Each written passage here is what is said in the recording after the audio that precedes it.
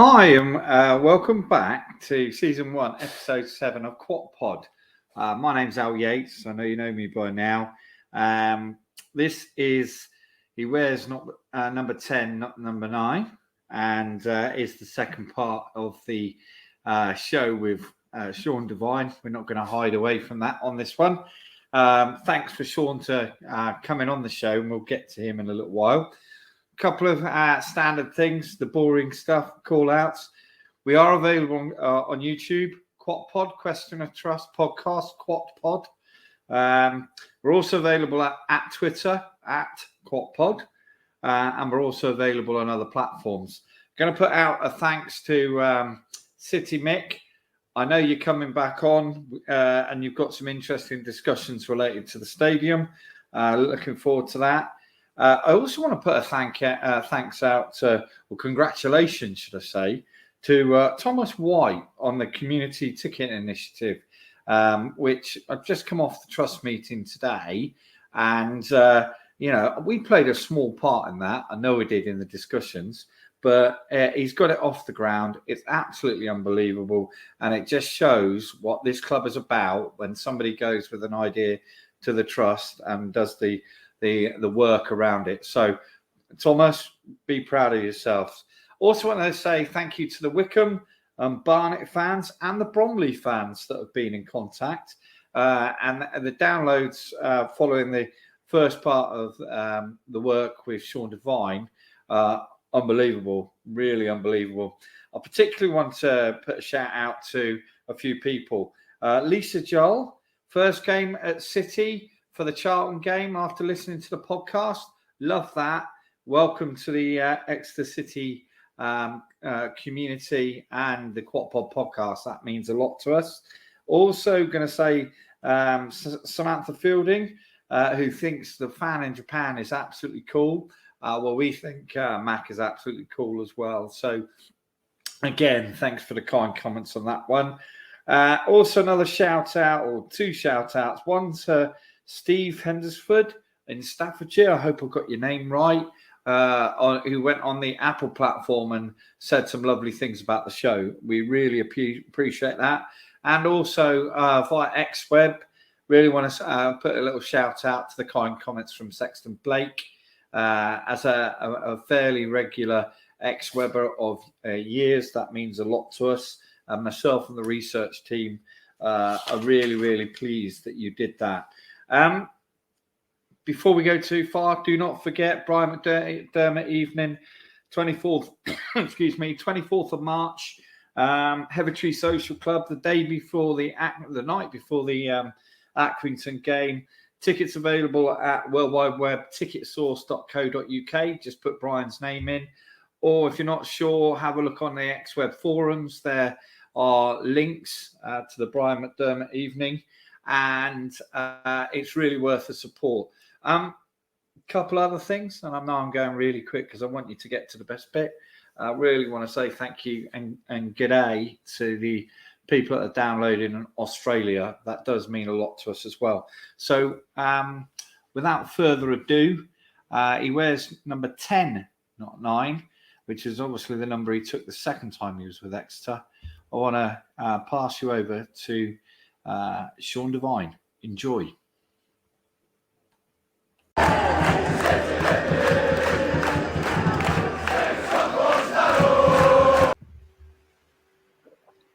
Hi, welcome back to Quat Pod. This is the second episode, and we've never done this before with Mr. Sean Devine. Hi, Sean. How are you?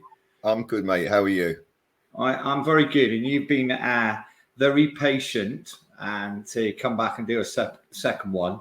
I know we talked about your, I'm going to say your early career. That doesn't do you justice. Your career up to Exeter. We talked about captaining the team at Manchester United and shared some stories about that, which are absolutely fabulous. What I'd really like to do now with this one is finish off your. Well, that sounds wrong. Finish off your career, shall we say? And I know I can see you smiling, thankfully, and explain what you went and did from that point. I think it's really interesting for reasons I think you'll understand, with New Zealand. And then we're going to, then we'll probably go and have a chat about what you did within the trust, and then take it from there. But before we start, both of us left everybody hanging because we both had a mental block about your last manager, or one of the managers, shall we say. And I'm sure you did exactly the same with me. So Gary Peters was the manager, wasn't he? Yeah, it was. It was funny because as soon as we'd stopped the podcast, I went and sat down, and 2 minutes later it came and went bing, and I thought, it's sod's law. It always comes to you after the moment. The Gary was quite a character, wasn't he? And the history for Exeter fans is that I think he managed the team for about 12, 15 games. He came in at a very difficult period where we were, as you know, got down to the famous final day where we won, but went out the Football League. But he had quite an effect on the team because we went on a bit of an unbeaten run, didn't we, at the time? Yeah, we did. He come in. He done a good job, Gary. Really, as you say, with the resources that he had and what was going on at the club at the time. I think he come in. He sort of got the boys together. He stabilised everything. We even went and beat Swansea away 1-0. Who I think ended up staying up in the end on the last day. I think they beat someone crazy. They had about 3 penalties, didn't they, on the day? And it just seemed the famous inverted commas 3 penalties. That goes down in history. So I'm not going to say anything that will get me into trouble on that one. But no, Gary come in. He done a great job, and I thought he'd get the job permanently, but obviously, with what was going on, I don't know if it was down to financial stuff at the end of the day, but it was probably down to the finances and actually he was a bit of a manager before his time, because I'm going to give him a compliment because he was a bit of a Bielsa type character. He was managing at Leeds because, as I understand it, he was super meticulous about looking at recordings of other teams. And did that come out, do you know, Al, can you remember, in his team talks? It's hard to remember. It's such a long time ago, but I know he was quite meticulous in what he'd done. He had a way that he wanted to play. He had a style of football that he wanted to implement on us. And to be fair, it was quite basic, but, basics, in my opinion, is the best because it's easy to understand. Everyone knows what they're doing. And he got us organised, and that sort of reflected in the results we got, I think. And as I say, we were unlucky not to stay up. And what are your memories of the final day, inverted commas? Because it was a full house at Exeter. There were, I think, another 1,000 people out on the street in St James's Road. My father was a season ticket holder and couldn't get in the ground. Went home to listen on the radio. Less said about that one, the better. But so you're at the end of the season. We haven't quite made it. Obviously, you can kill the atmosphere in the dressing room like a stone, I can imagine. What was it like? And was that one of your last games for the club? I can't remember. No, because obviously then Eamon come in after Gary. Then you had Alex Inglethorpe. I thought it was going to be one of my last games because of it's just some uncertainty with what was going on, and no one sort of knew, and so basically it was like, oh well, we've gone down. The club's in a bad way, and where do we go from here? Yeah, indeed. And I've just realised, because I've just got it all right in my head, because obviously everything else followed from there. How could I forget? So, you left because your contract came to an end, I guess? Yeah, obviously. So obviously, things got sorted out, and that bit's history. But I think I had 2 years left on my contract, which I see out. Got to the end of that, and with my age, I suppose, was getting to the end of my career, and the club, didn't want to renew, which is understandable. They were bringing a lot of youth through, and I think they went down that direction with a little bit of, experience in the squad, etc., etc. And so no, I thought, right, what do we do here? And then, funny enough, I was in town near the end of the season with a few of the boys. I was having a coffee, and I get this phone call come up on my phone. I thought, who's that? I don't recognise that. And they take the call. And then it's an agent saying about this new league starting in Australia, and there's going to be a New Zealand franchise. Would I be interested? And I thought it was one of the lads, like, at it sort of thing. And I did. I said, okay, mate, give me a call next week, whatever. Put the phone down, and the lads were saying, what's that about? And I thought, something's going on here. So I just said, some supposed agent ringing me about this opportunity in Australia. But lo and behold, he rang me back in the week and said, could we meet and blah blah blah to discuss bits and pieces. They want to come and watch you in a game, and I think it was a midweek game. I can't remember who we played, but I don't think I had my best game either, but they seemed to like what I'd done, and then got the opportunity to go overseas. So you've gone overseas on the basis of what you thought was a prank phone call from one of the lads at Exeter. That's brilliant. Basically, yeah. I think it might have still been a prank. Right. So I need to get the order right. So you've gone to, you say, is it the A-League? And it's a franchise. You went to New Zealand, didn't you? New Zealand. Yeah, that's right. Correct. Yeah, it was the A-League. I went to a franchise called the New Zealand Knights, which is now the Wellington Phoenix. Right. Okay. So it was real. Is that in Auckland? Or that was in Auckland. Correct. Yeah, that was in Auckland. But now the franchise is down in Wellington. But for me, it was just a sort of a good ending for me for my career, because it was the top league in Australia. You can see it's gone from strength to strength with the players that they're attracting. Sydney signed, when I was there, Sydney signed Dwight York, and Melbourne had Kevin Muscat. Perth side had Brian Dean. Steve McMahon was the manager, the old Liverpool player. Right. So they really sort of got some good names go across to promote the league. Sydney were the Man United, I'd say, right, at the time of that competition with what they were signing. But it was just great to get to travel, see another part of the world, and finish off my career in a really good standard. And so that remind me, the flight time between Australia and New Zealand, then how much is that for a game? If you look at, if we flew to Sydney, that'd be just over 2 hours. But then if we flew to Perth, that'd be nearly an 8 hour. I'm gonna say that's a long way. Yeah. Yes, it's the longest domestic fixture in football. Is it really? I think you fly through 2 time zones as well, and a lot of desert, because I've actually I've worked in Melbourne, Australia, and been to Sydney through work, and it is a long way across Australia to Perth. Yeah, it's about 4.5 hours, I think. And how many teams were in the A-League then at the time? Can you remember? There was eight teams.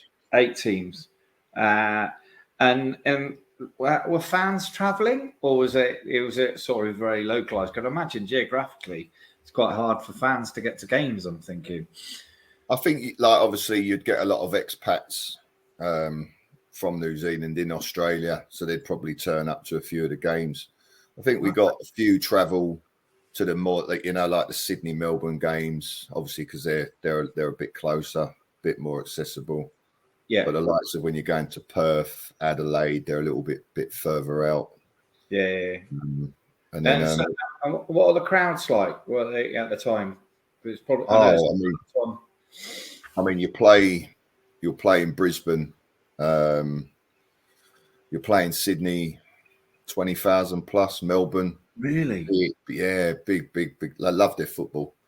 Big ethnic communities, Greek, Italian. They all love their football, especially in Sydney and Melbourne. So, it was really good, to be fair. And how long were you there? Because and I think I might have misconstrued this because Metro was Metro City. Is that right?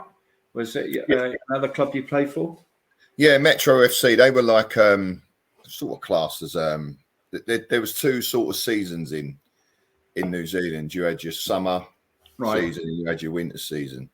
In the summer season, you had which was the better league, which had teams like Auckland City. They always play in the Club World Cup. Right, yeah. Canterbury United, I managed there for a season. So that's the better league, and then you have the winter league.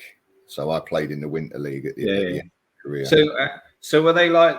I was going to ask the question: were they like local rivals? Because they're also based in Auckland, but then you said team moved to Wellington. So is that like crossing the ocean from from Plymouth to Exeter type thing at the time?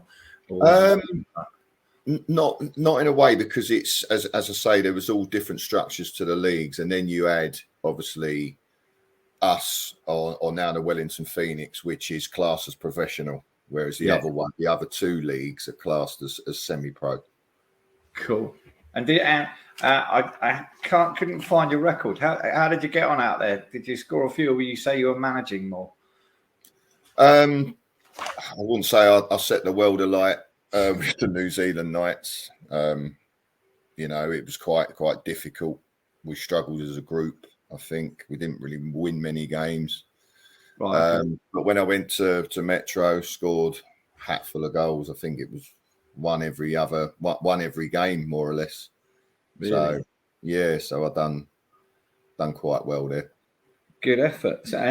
And so how long were you out there in total? Because you came back. Trying to work out when you came back. How long were you out there? When did you come back? 10 years. Come back in 2015. All right. And from memory, having I met your wife when you had toddlers outside Leighton Orient as people were singing your name, and your wife turned around and went, "That's my husband, that is, you're singing about." And I would turn around to her and said, "Oh, really?" I think your kids must have grown up out there, in effect. Yeah, basically, when we moved, I think Jody was 18 months. He's my youngest boy. Yeah. And Sonny was just turning 4. So basically, my youngest one, he's basically a Kiwi. So, both got the accents, etc. But it's really weird because when they got back, they lost them quite quick. But I remember them sort of going into shops and, back in Devon, and people going, "Are you Australian?" They go, "No, mate, I'm a Kiwi." Oh, by the way, can I Kiwi accent? I sounded like a Brummie then. Can I just do a little shout out for your son? Because as you know, I managed to get to you by talking to your son, who was very, very nice to give me your details. So you've come back. What did you do when you came back? I've got Hertfordshire United on my page, and I think you were working for a sports business. Was that right? Yeah. I was doing a bit for a company that sort of supplied all, strapping and tapes and stuff like that. So I was doing a bit for them, and then started coaching at Hertfordshire, which was really, really good. Really enjoyed that. Had a great bunch of lads. I think we ended up finishing 4th that season. So yeah, it was it was good, enjoyable times. Really enjoyed it. And then we come back to the bit, which I know you're going to be a little bit embarrassed about, but I want you to talk about it. But I'm going to start this bit with, and this is a quote, right? So don't take this quote the wrong way. On one of our social media sites, it says along the lines, "His wife makes a great curry for a $5,000 a week striker." All right, because I picked that up when having a look through to get some nice touches. Now, you came back to Exeter and you got involved with the trust, didn't you? Yeah. So what triggered that in your mind in terms of getting involved?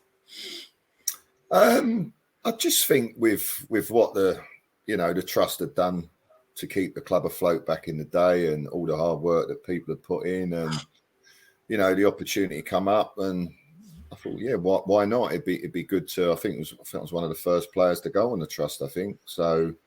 I'm going to say, I think I'm right in saying you're the only player to have gone onto the trust as it stands, which is one of the main reasons for getting to an interview with you and doing 2 parts on it, because it's really unusual in a really positive way.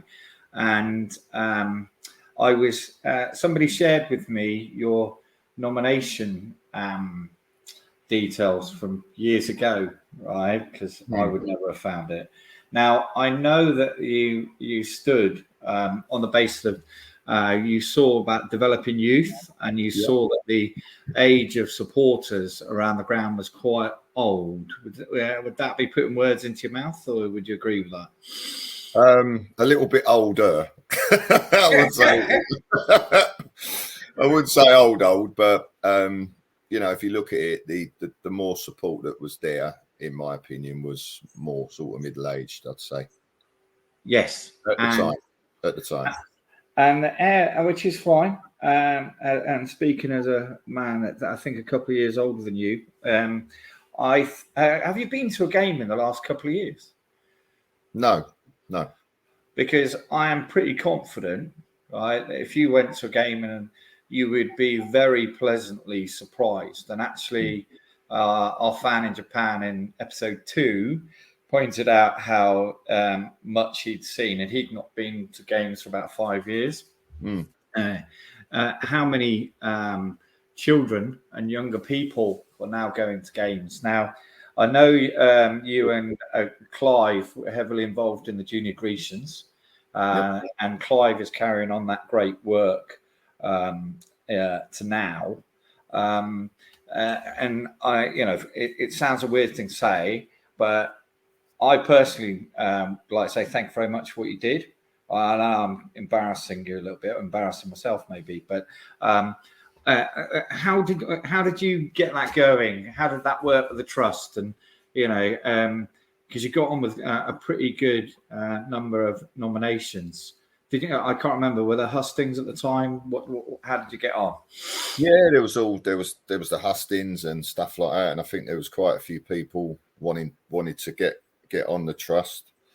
But no, as I said, the opportunity arose, and I thought, well, it's a good opportunity just to get back involved with the club, in and around the club. It's a club that I really enjoyed playing for, and really enjoyed my time down in that part of the world, which is a lovely part of the country. So it just materialized, and it was just nice to get the opportunity to maybe work alongside some people that have really worked hard to get to the the club back to where it is now. And the structure of the Junior Grecians, and just to share a little bit of the heritage of the work you've done. All right, my children are slightly younger than yours. My daughter and son both been in the Junior Grecians. My daughter's now a full-on trust member. My son is still too young. He some of the development stuff around. I don't know whether you're aware that there's like a games area and safe area at the ground. I remember that. That's what they were looking to put in when we were there, or had started the process of doing that. So that's great to hear that's up and running. Yeah, no, that's been up and running for.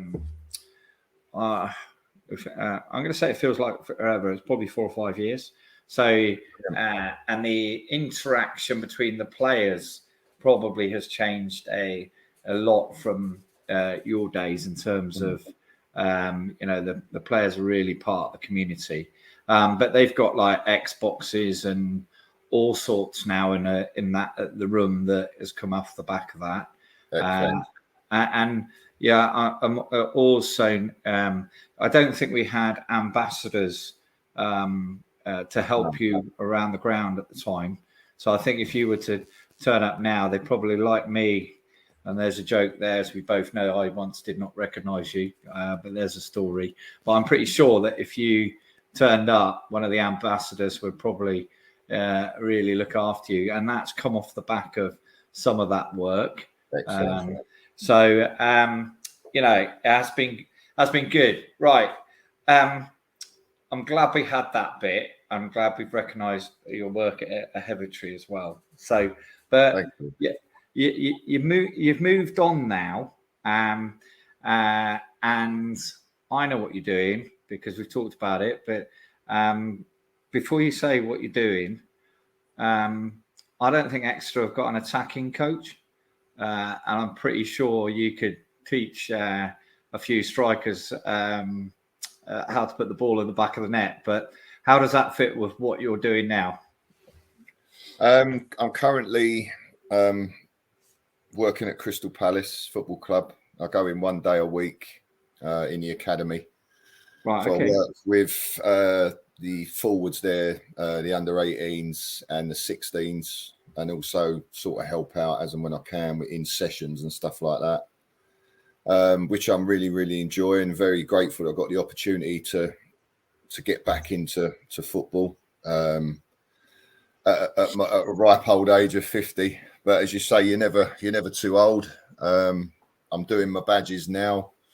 Should have my B license hopefully by May, and then I'll look to move on to my A, and then see where it takes me. But it's just great being back involved in that environment. I think as footballers, that's what we all miss, is that day-to-day camaraderie. Yeah, and the banter. Yeah, the banter, being part of a team. So it's just nice to get back involved there. I've also got my own little business coaching, do a lot of one-to-ones, small groups. Do you? Yeah, which is going really well. I'm involved with a club up here, AFC Dunstable. They're a Step 4 club. Really wanted to work on their pathway through the junior sections, which I've sort of got involved with and helping out with. And I hold I wouldn't say it's an academy, but I'm a coaching business. I'm not an academy, so I offer extra sessions to boys and girls that want to come along on a Monday night, and we've got over 45 kids now.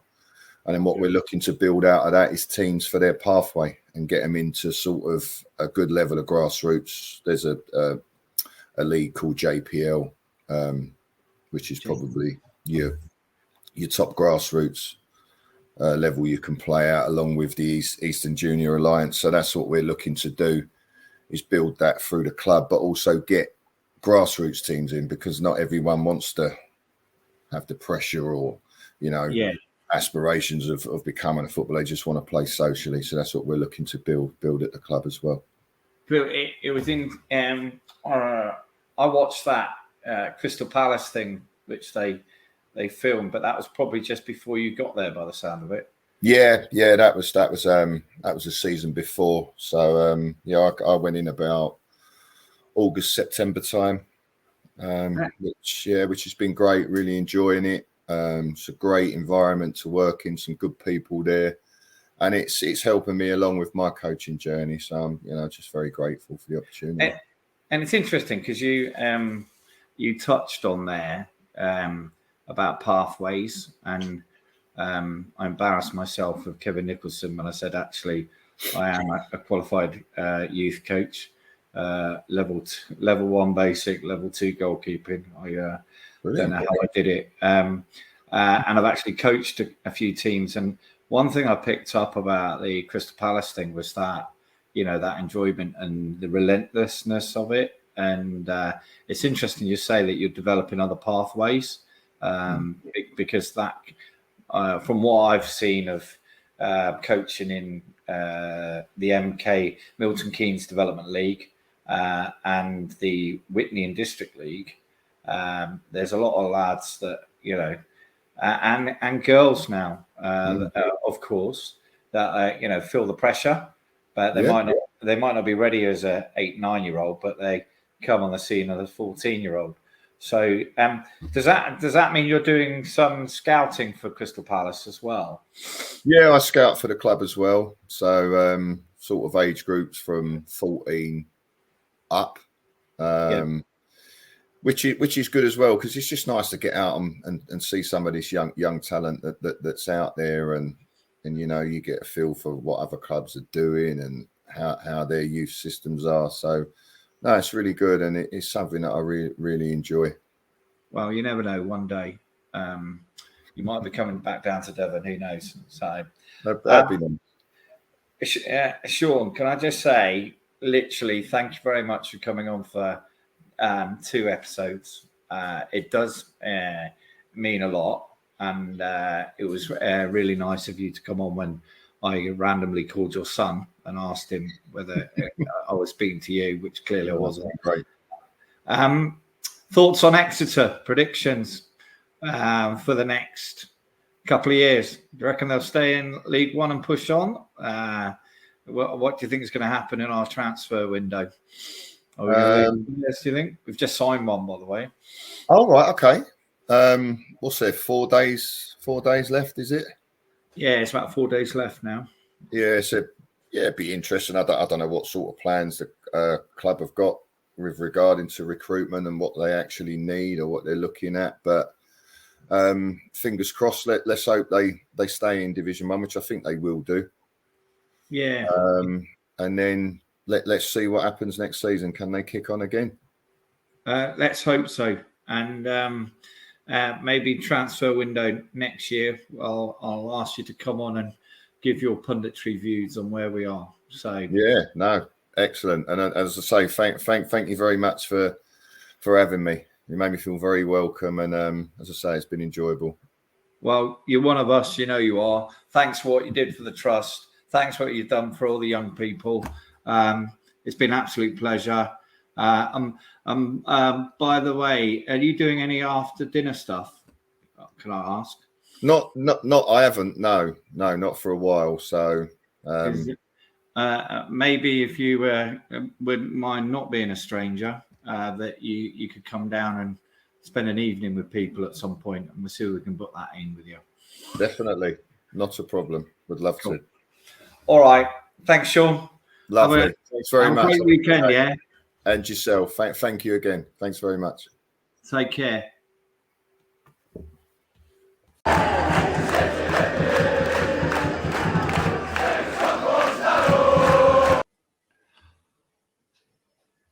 Okay, hi, it's Alistair again. We're obviously at the close of the second episode with Sean Devine. Now, that's the first time we've ever done one of those, and I hope you'll appreciate it was worth it.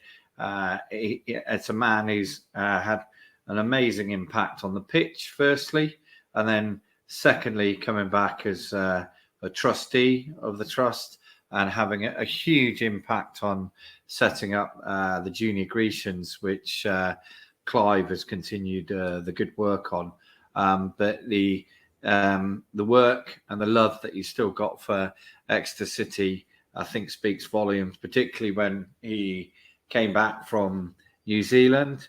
I think his first port of call was Whipton, where he based his family.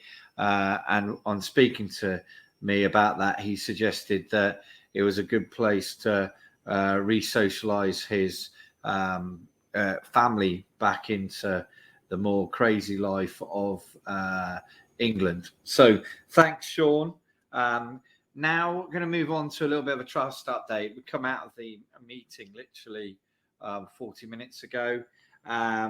Great news. Clifford Hill Training Ground apparently it's now been handed over to the club. That's fantastic. And they're now just, quote, fitting out with furniture and starting to get involved in the setting up of the facility. So that is actually great news. And I believe phase 2 is starting, which I didn't quite understand. And I'm quite curious about how that's being funded. I think that's already funded by now. If not, that might be another tranche of money, but we'll come back to that on that bit. Couple other things over the next few weeks. The good ship HMS Defender is coming back into the city, and I think Exeter fans will be at Burton Away when apparently they're coming through the city. They wear our colours. A father that's been in the military in the Royal Navy, or should I say the Royal Marines, I'm going to say Thank you, HMS Defender. Please like and share, subscribe to what we're doing. Please join the community. Other podcasts are available. We're slightly different to them. We're not in competition with them. So please do have a look and share and see the community offerings that are out there from a podcast perspective. Mick's going to be coming back, as we've talked about, related to the stadium. I'm going to pose some questions to him. I'm hearing people saying, why haven't we got soundboards up like Bournemouth by the side of the Big Bank, which would certainly keep us less drafty, shall we say, and probably increase the atmosphere. I think there's also some talk around how we could put a slightly different standing in the jungle area. And I'm particularly interested in seeing when the dormant bar within the Jungle Path area is going to be open, because I've noticed the last 2 or 3 home games now, it's set up, ready to go. We've got a full house in, which is absolutely brilliant, but that's not being used. So it'd be good to get an update on that. If you've got any questions, please do share them. If you want to join the team, but as a researcher or somebody to come onto the show, or you have an idea for the show, please do find us, and we'll be delighted to work with you. So for now, remember, it's a beautiful game.